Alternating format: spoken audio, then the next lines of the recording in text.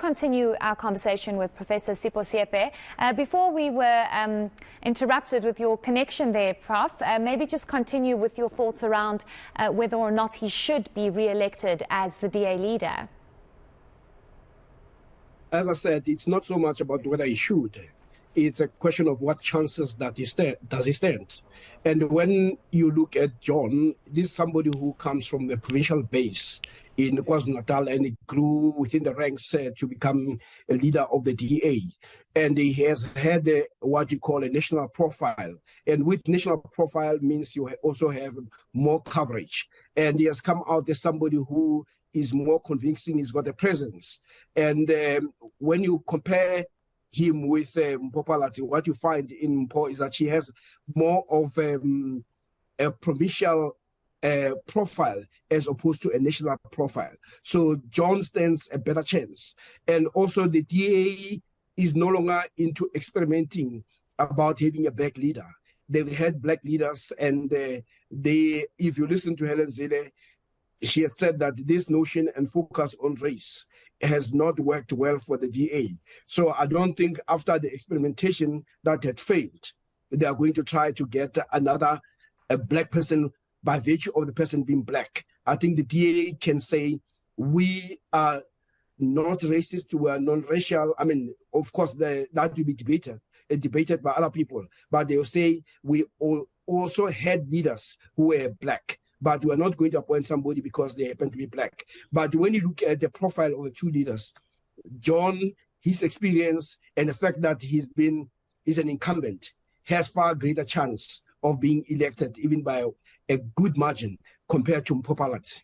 So, Prof, you've touched on something rather important about the DA having African leaders, and we've seen the exodus of African leaders from the DA. And as much as the federal chair, Helen Zille, speaking about that not necessarily being the case, we've seen the recent resignation of Gwen Ngwenya, and we have been told it's because of other opportunities abroad. But it doesn't necessarily paint the greatest picture for the Democratic Alliance. We live in a country, a mixed-race country, where the majority are African, and you have a party that's seeing a mass exodus. This doesn't really work in their favour, or does it? What are your views on that? Well, optics are not very good, because almost all the leaders that they had were people who were very compelling, convincing, they were articulate, they were people, black people, you could say, I have made it in their own way. Hence, they could actually be considered to lead the party. But the problem with where the DA seems to lose sight is that when those black leaders come, they bring their blackness to them. They bring the black experience. And once they bring the black experience, they begin to talk a different language. And it is that language that somehow the constituency that is very strong that the DA appeals to has a problem.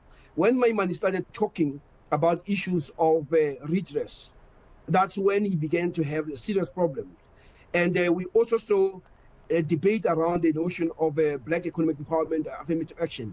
When black leaders in the DA raised that, they raised it from a lived experience. And it will appear that the issue of race then becomes a problem. Hence, you see some of these leaders being jettisoned out of the DA.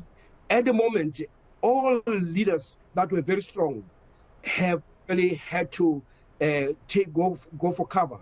And you take people like Emmanuel Mashaba, who said, well, I believe in this party, but based on what has happened, I need to go. You talk about Patricia de Lille, you talk about Lindiwe Mazibuko, you talk about Maimane. So these are not small fries. And you talk about the one who was a former mayor, Bongani Baloyi, also leaving the DA, despite the fact that when he said he had a very good spell in it.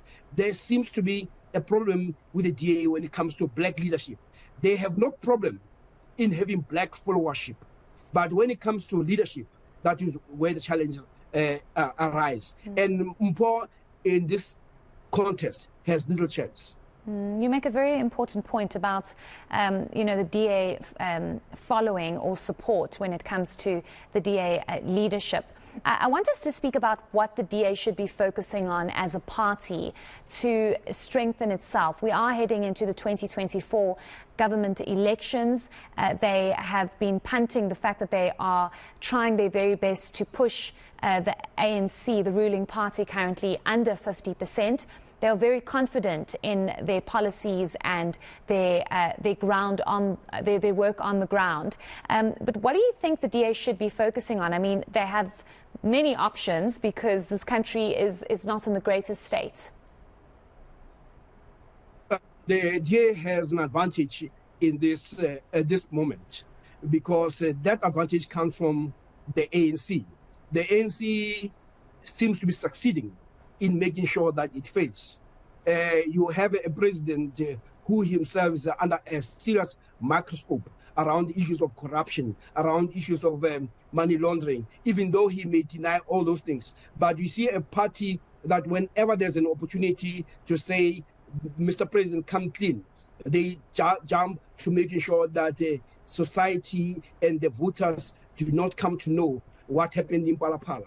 You also had a case of Eskom, where the former CEO of Eskom talked about corruption that has been taking place and implicating some ministers. And when that moment came for the ANC to say, let us look into this matter through a parliamentary committee, the ANC shot that down. So the ANC is doing the best to make sure that it fails. So this is an easy thing for the DA to simply continue doing what it has been doing, and the message that it's been putting across to say, where we govern, we do better. And fortunately for them, the results from the Auditor General indicates that where the DA is hold fort in terms of the reins of government at the local level, it has done far better than what you see in the municipalities from the ANC. So for them, the idea of the ANC going under 40% is quite a realistic target.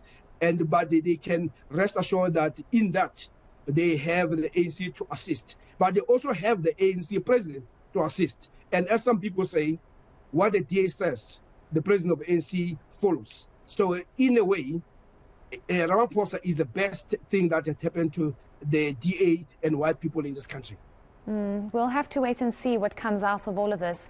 Very interesting landscape in our country at the moment. Thank you so much for your insights. That was political analyst Professor Sipho Seepe.